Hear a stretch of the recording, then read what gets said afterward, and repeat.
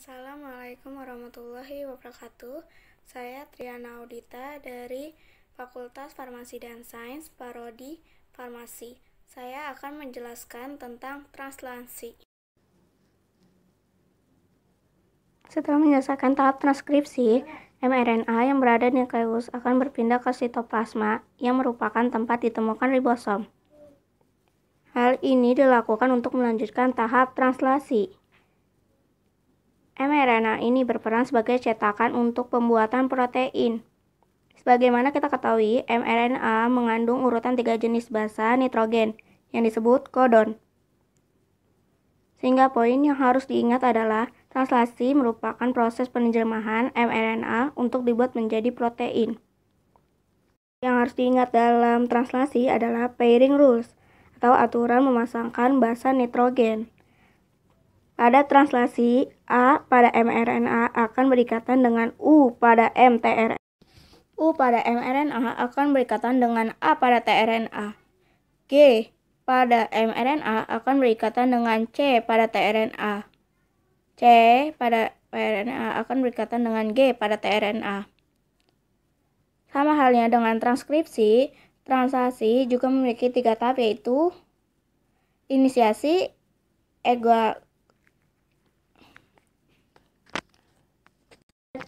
engolasi, dan terminasi. Tahap inisiasi dimulai saat ribosom set unit kecil terikat pada mRNA.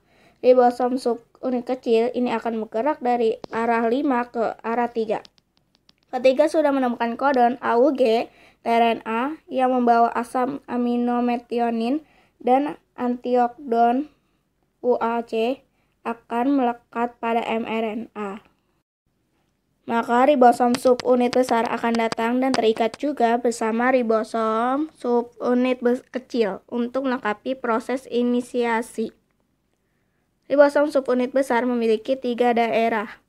Daerah A atau acceptor site, daerah P atau peptide site, dan daerah E atau exit site. Saat terjadi proses engolasi, asam amino yang lain akan dibawa pada rantai mRNA oleh RNA transfer dengan membawa antikodon.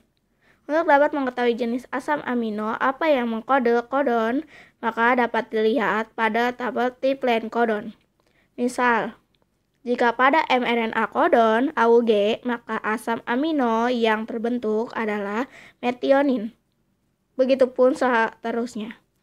Selanjutnya, asam amino yang baru ini akan memasuki daerah A. Lalu ikatan peptida akan terbentuk di antara kedua asam amino pada daerah P. Saat itu ribosom akan berpindah ke triple odon lain yang ada di mRNA. Sehingga tRNA yang sudah melepas asam aminonya akan berada di daerah E dan bersiap untuk keluar. Kemudian daerah A pun bersiap untuk ditempati tRNA yang baru. Siklus ini akan terulang-ulang sampai pada tahap terminasi. Terminasi terjadi ketika salah satu dari 3 stop kodon berada di daerah P. Kodon ini dikenali oleh protein yang dikenal sebagai release factor.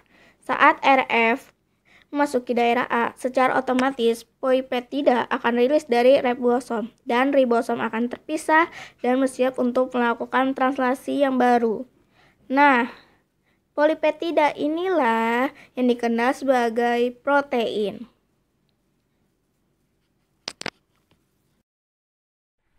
Sekian dari penjelasan saya. Apabila ada kata-kata dalam pengucapan saya yang salah, saya minta maaf.